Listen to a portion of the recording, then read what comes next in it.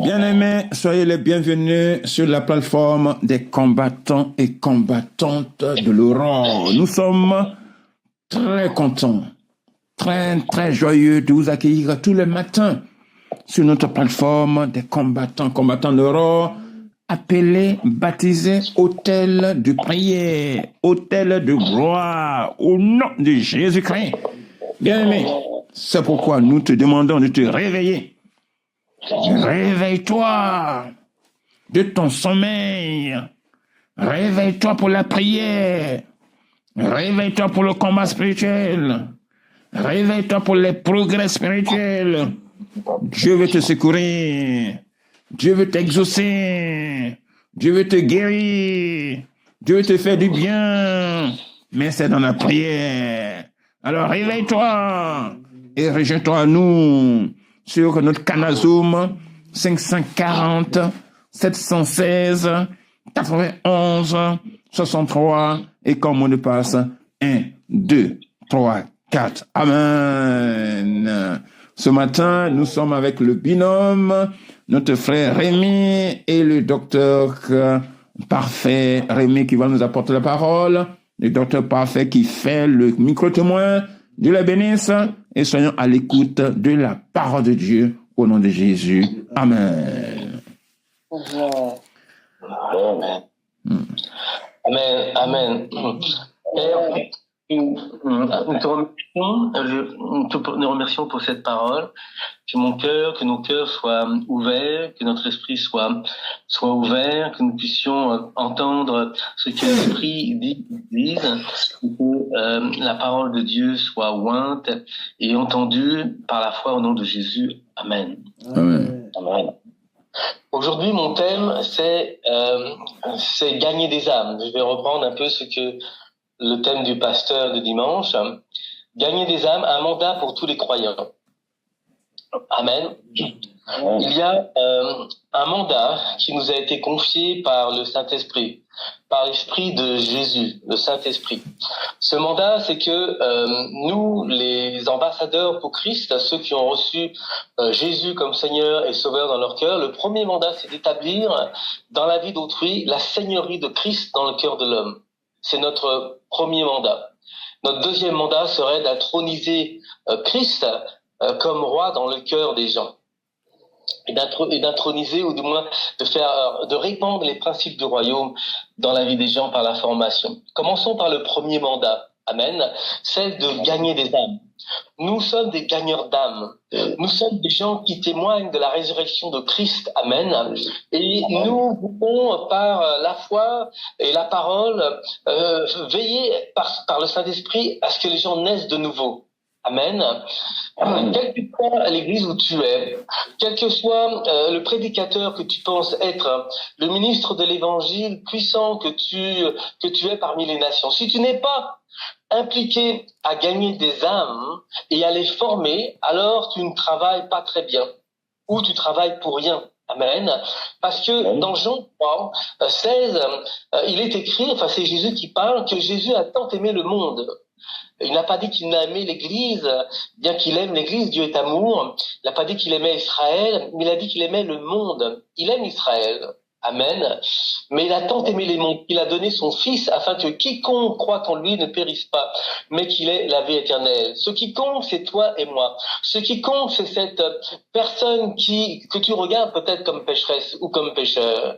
C'est ce qui compte. Si tu apportes la parole de la vie, la parole de la foi à cette personne qui, entre braquettes, est ce quiconque, eh bien, et qu'elle se mette à croire, eh bien, Jésus dit, elle sera sauvée. Amen. Donc, gagner des âmes dans le royaume de Dieu, c'est une priorité. Il dit, cherchez d'abord le royaume de Dieu et sa justice. Et toutes choses vous sont données par-dessus. Il y a une priorité dans le royaume, c'est de gagner des âmes, c'est d'entrer dans le royaume. Pas seulement voir le royaume, il faut entrer dans le royaume. Amen. Une des choses, donc Jésus revient bientôt, et il revient bientôt. Nous sommes dans les derniers temps, dit-on. Mais quand Jésus viendra, il ne te demandera combien de comptes bancaires tu as. Quand Jésus viendra, ne te demandera pas combien de diplômes tu as acquis. Amen. Quand Jésus viendra, il ne te demandera pas combien de maisons ou combien d'affaires que tu as mises en place dans ce monde. Amen. Combien même as-tu eu une assise dans la société. Quand Jésus viendra, il te donnera rien, il te demandera aucune de ces choses. Mais voici ce que Jésus te demandera lorsqu'il viendra. Ce que nous avons fait pour aider à sauver les hommes. Les éviter d'aller en enfer, leur éviter par la prédication à la damnation éternelle. Amen. Le premier mandat que nous avons à tout homme de Dieu, à toute femme de Dieu, à tout enfant de Dieu, à tout ambassadeur, quel que soit le ministère, le mode d'opération à laquelle tu es aujourd'hui, c'est d'établir la seigneurie de Jésus-Christ dans le cœur de l'homme. Amen. Que tout le monde dise Amen. Amen. Donc la dimension de l'évangile, que nous appelons l'évangile du salut se résume dans Jean 3,16. Amen. Et Jésus est le Fils de Dieu. Il est l'original. Nous sommes la copie, peut-on dire, le duplicat de l'original. Nous avons été créés par Christ. Jésus est le premier né d'entre les morts. Amen. Il n'est plus le Fils unique, on pourrait dire, puisque nous sommes aussi maintenant fils de Dieu à Jésus. Quiconque croit en lui ne périsse point. Amen.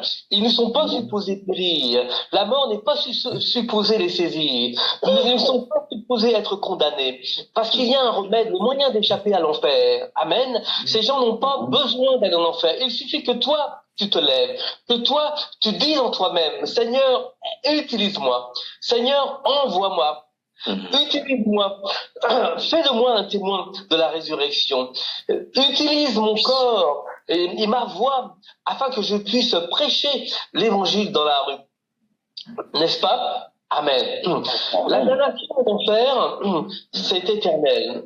Nous vivons dans un monde où il y a du temps. Nous avons du temps.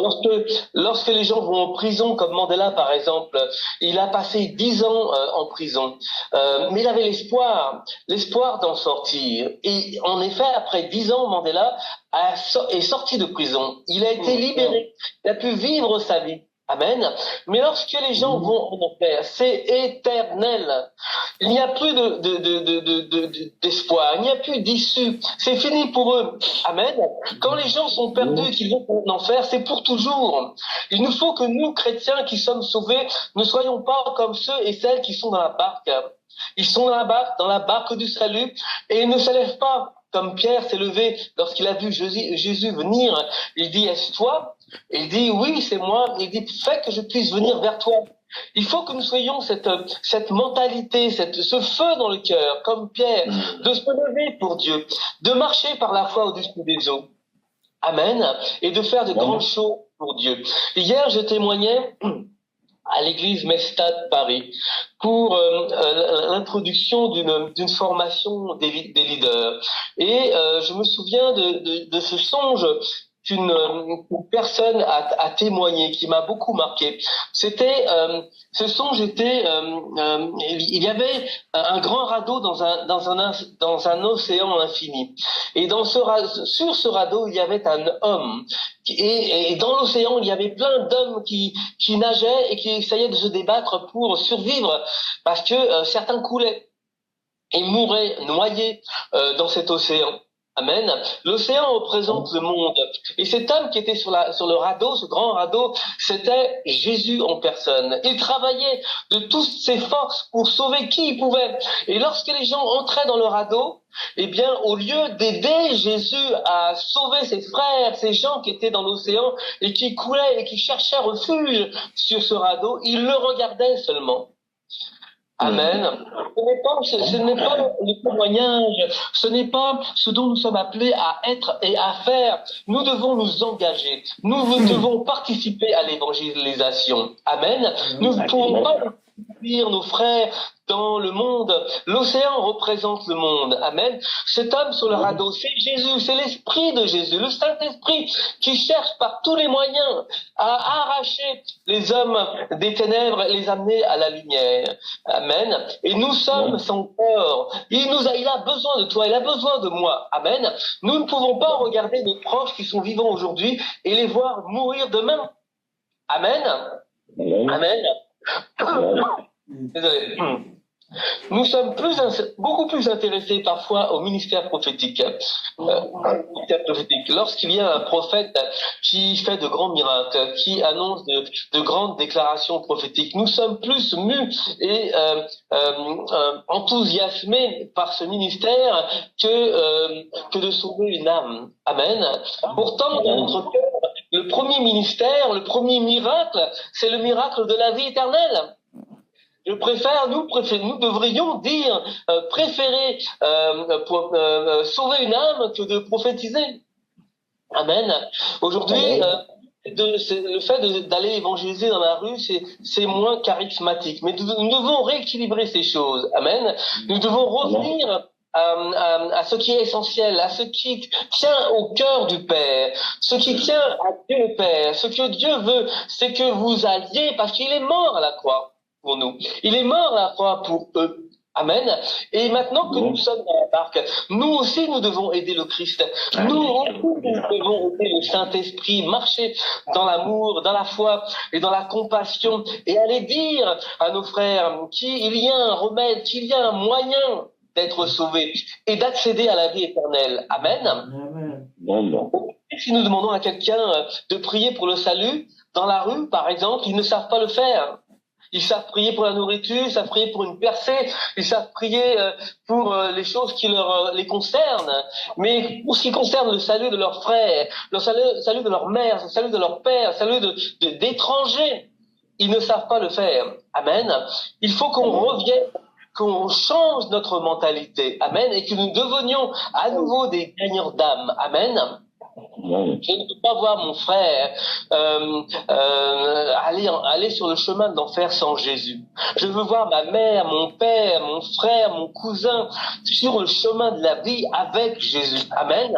Je veux pas voir ma mère qui est idolâtre aujourd'hui, qui n'a que 3 ans à vivre et que je ne sais pas qu'elle a 3 ans à vivre, mais elle a 3 ans à vivre, elle m'offre des cadeaux, elle me bénit, je la vois chaque jour et un jour, boum, elle part sans Jésus. Condamné à mort, pour une seconde mort, damné pour toujours. Amen. Parce que la Bible déclare qu'il y a on meurt une seule fois et ensuite vient le jugement. Amen. Dans l'Apocalypse 20, au verset 11, il est écrit « Puis je vis un grand trône blanc, et celui qui était assis dessus, la terre et le ciel s'enfuirent devant sa face. Et il ne fut pas trouvé de place pour eux. » Amen. Il y a un trône blanc. J'ai vu ça en rêve. Je me suis vu aligné avec une foule immense devant le roi des rois. Immense, géant, un trône extraordinaire. Et je me suis vu comme un fils du roi, un fils de Dieu. Mais beaucoup faisaient la queue. Apocalypse 20, 13, la mer rendit les morts qui étaient en elle. La mort et le séjour des morts rendirent leurs morts qui étaient en eux, et chacun fut jugé selon ses œuvres. Amen. Apocalypse 20, 15. Quiconque ne fut pas trouvé écrit dans le livre de la vie fut jeté dans les temps de feu. Amen. Et c'est à Dieu le salut. La solennité, l'importance du jugement dernier où tout le monde sera jugé par ses actions, selon ses actions et sa foi en Christ. Amen. Aujourd'hui, on peut manipuler les gens. Aujourd'hui, on peut prétendre et paraître devant le pasteur. On peut échapper au jugement. On peut échapper à la condamnation des hommes. Mais lorsque tu te tiendras devant le trône blanc, le trône de Dieu, tu ne pourras pas manipuler Dieu.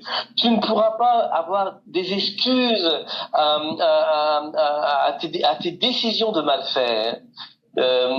Au fait de ne pas avoir témoigné à ton frère, à ta sœur, que Jésus est présent. Hier encore, je témoignais d'une sœur qui rendait témoignage. Elle était jeune.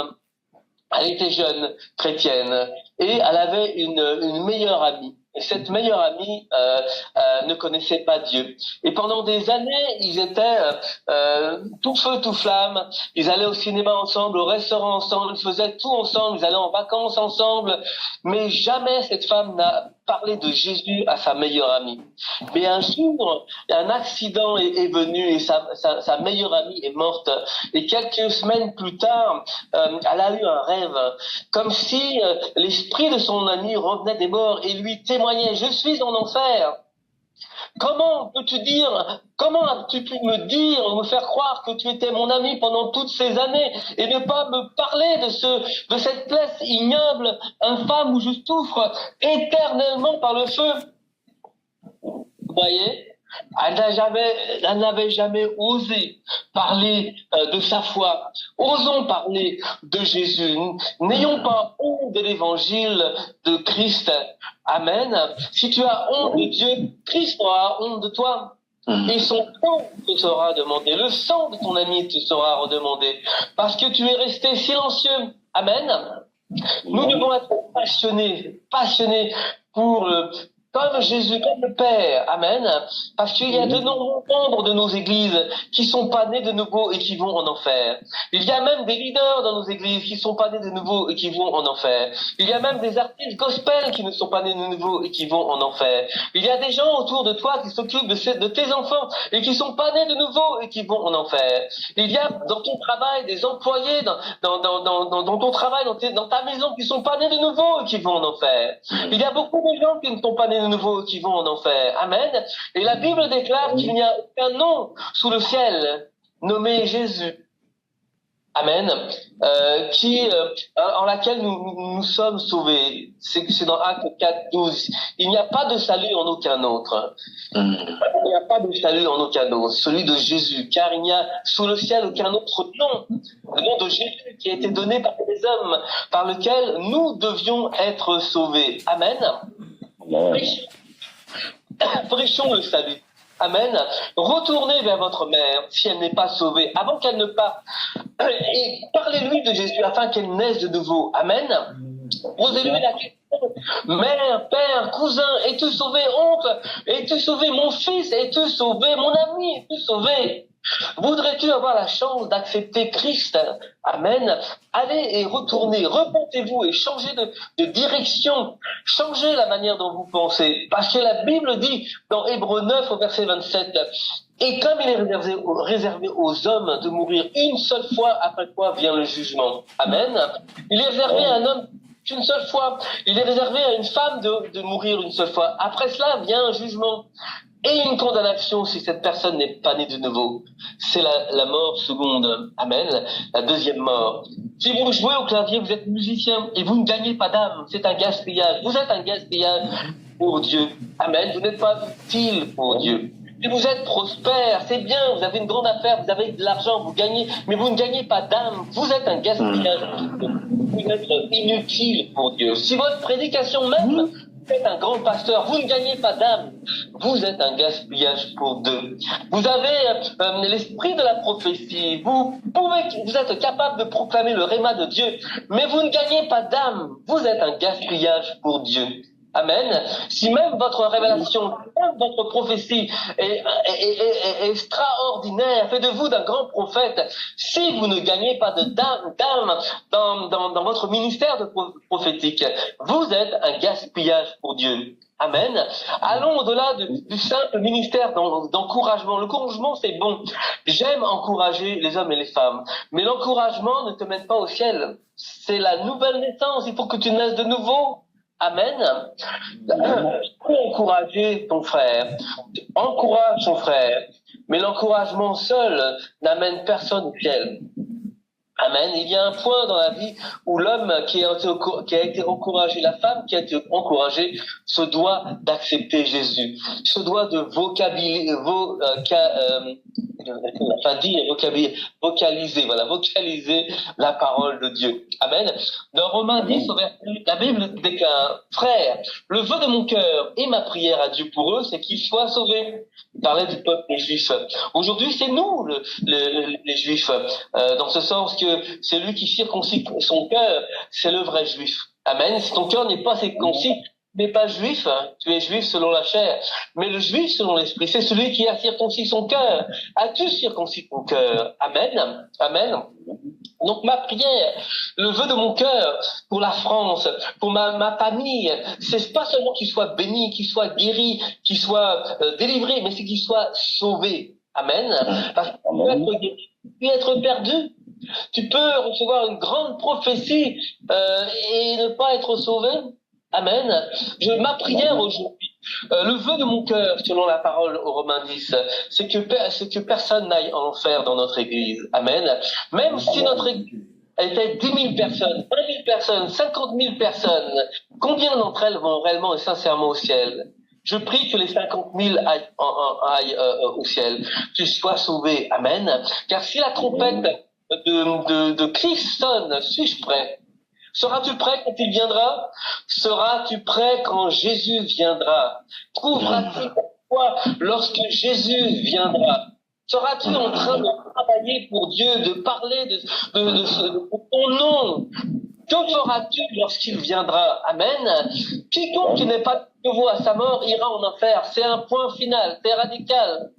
Il y a un roi, il y a un royaume, et il y a un peuple qui a accepté Jésus-Christ. Mais il y a aussi un juge, ce même Dieu, ce même Sauveur, qui siège sur son trône. C'est un juge impartial, incorruptible et impossible à manipuler. Alors, revenons à notre vieille manière de faire. Amen. Allons et prêchons l'évangile. Amen. Apportons Romains 10 au verset 8 à 9 qui dit que, mais que dit-elle? La parole est près de toi, dans ta bouche et dans ton cœur. Or, c'est la parole de la foi que nous prêchons. Puissions-nous prêcher la foi, prêcher la vie, prêcher l'amour de Dieu, prêcher Christ aux nations. Amen. Et au verset 9, il dit, si tu confesses de ta bouche le Seigneur Jésus, et si tu crois dans ton cœur que Dieu l'a ressuscité des morts, tu seras sauvé. Pas sauvé par ta naissance charnelle, pas sauvé par la connexion familiale, pas sauvé par l'héritage humain, mais sauvé par la confession de ta bouche et parce que tu crois dans ton cœur que Dieu l'a ressuscité des morts. Qui a été ressuscité? Jésus. Amen. Et au verset 11, il dit que l'Écriture dit, quiconque croit en lui, Jésus ne sera point confus. Au verset 12, il dit, il n'y a aucune différence entre le juif et le grec, puisqu'ils ont tous le même Seigneur. Qui est ce Seigneur? Jésus, qui est riche pour tous ceux qui l'invoquent. Tu invoques qui? Jésus. Au verset 13, car quiconque invoquera le nom du Seigneur, Jésus, sera sauvé. Amen. Pas quiconque le fera, mais il doit y avoir une invocation. Amen. Il doit y avoir une communication sincère.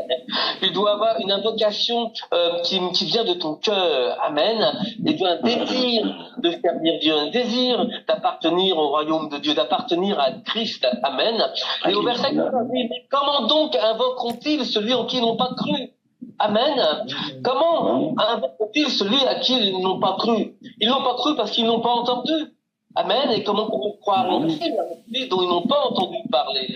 Ils n'ont pas entendu parler parce que tu n'es pas allé. Ils n'ont pas entendu parler parce que tu n'as pas prêché. Ils n'ont pas entendu parler parce que tu n'as pas témoigné. Rester sur un radeau avec Jésus, regardant tes frères mourir et couler sans rien faire, sans aider, sans parler, sans crier, sans alerter. Et comment entendront-ils s'il n'y a personne qui prêche pour prêcher son évangile, l'évangile de son royaume, de sa grâce? Amen. Et comment y aura-t-il des prédicateurs s'ils ne sont pas envoyés?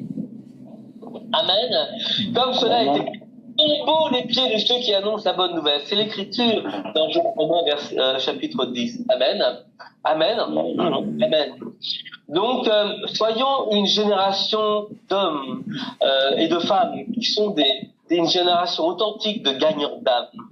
Vous pouvez dire en vous-même, je suis ou je deviens un gagneur d'âme, une gagneuse d'âme. Amen. Aujourd'hui, gagner des âmes est charismatique. Le prophétique est charismatique. Parce que gagner des âmes, ça impressionne plus personne. Amen. On est dans le confort de nos églises. On est sauvé, on a une bonne prédication. Et puis ça s'arrête là, la plupart du temps. Mais je vous mets au défi, le Saint-Esprit vous met au défi de réaliser combien important une âme vaut. Je me souviens d'un rêve que le Seigneur m'avait donné et j'avais été très étonné à ce sujet. Il y avait des ballots de paille qui tombaient. Et ces ballots de paille étaient l'équivalent d'une âme. Et la valeur de ce ballot de paille était vraiment chère, énormément chère. La valeur d'une âme est chère aux yeux de Dieu. À un grand prix, nous avons été rachetés, la Bible déclare, à un grand prix. Amen. Amen. Quelle est notre passion pour Dieu? Amen. Examinons nos cœurs aujourd'hui. Amen. Qu'as-tu mis en Rénard Bonquet? Qu'as-tu mis en notre pasteur Nyagnou? Qu'as-tu mis en Billy Graham? Amen. Qu'as-tu mis, Seigneur, en Telos Born? Qu'as-tu mis en nos pères dans la foi? Amen. Ce que Dieu a mis dans nos cœurs, ce que Dieu a mis dans ces grands hommes de Dieu, c'est le mandat d'évangéliser le monde et de connaître Jésus. Parce que le monde se doit de connaître Jésus. Amen. Et malheureusement, je n'ai que pas beaucoup de minutes puisque je viens de les 40 et puis je m'arrête. Mais ma deuxième partie du mandat, c'était la première partie était de révéler Christ et d'établir sa seigneurie dans le cœur des hommes. C'est la première dimension de l'évangile qui s'adresse au cœur des hommes. Mais la seconde, c'est de l'introniser, Jésus-Christ, au-dessus de toutes les stratégies et les activités humaines. Introniser Christ, c'est le reconnaître comme roi. C'est de le voir, c'est de voir Christ révélé. Introniser au-dessus des systèmes, des structures, des mécanismes, le monde. Amen. Afin de vivre la domination. Amen. Et que les principes du royaume soient enseignés. C'est la raison pour laquelle il nous faut mettre en place des formations de disciples. Amen. Comme nous puissions enseigner. Vous voyez, dans Acte 8, au verset 26-31, on parle de l'eunuque éthiopien qui était dans un désert et qui lisait Ésaïe. Je vais finir avec ce petit verset.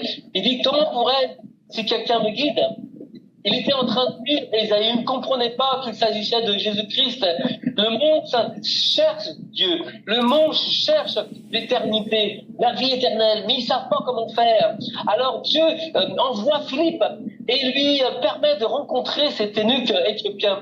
Et puis l'eunuque il dit, mais comment puis-je comprendre, comment puis-je connaître mes droits en Christ, comment pourrais-je comprendre les principes du royaume pour être un conquérant, à moins que quelqu'un me guide, à moins que toi, membre des combattants de l'aurore, tu puisses te lever dans la foi et dans l'esprit, et former, enseigner, et guider ces gens qui ont besoin d'un ambassadeur pour Christ, pour pouvoir être formés, pour être guidés, et comprendre les principes du royaume. Amen. Donc je termine avec ce petit encouragement. Soyez des gagnants d'âme. Amen. Révélez Christ et intronisez Christ dans vos cœurs. Appliquez ces principes, les principes du royaume. Parlez de Jésus-Christ. N'ayez pas honte de l'évangile de Christ. Amen. Que le nom de Jésus soit béni. Amen. Passez aux déclarations. J'ai tout. J'ai parlé 3 minutes de trop. Que Dieu vous bénisse. Amen. Seigneur Jésus-Christ. Je crois que tu es mon sauveur et mon Seigneur. Je crois que tu es mort pour mes péchés et ressuscité pour ma justification. Je crois que tu es mort pour mes péchés et ressuscité pour ma justification. Père, je crois que je suis une nouvelle créature en Christ. Je crois que je suis une nouvelle créature en Christ. Les choses anciennes sont passées et toutes choses sont devenues nouvelles.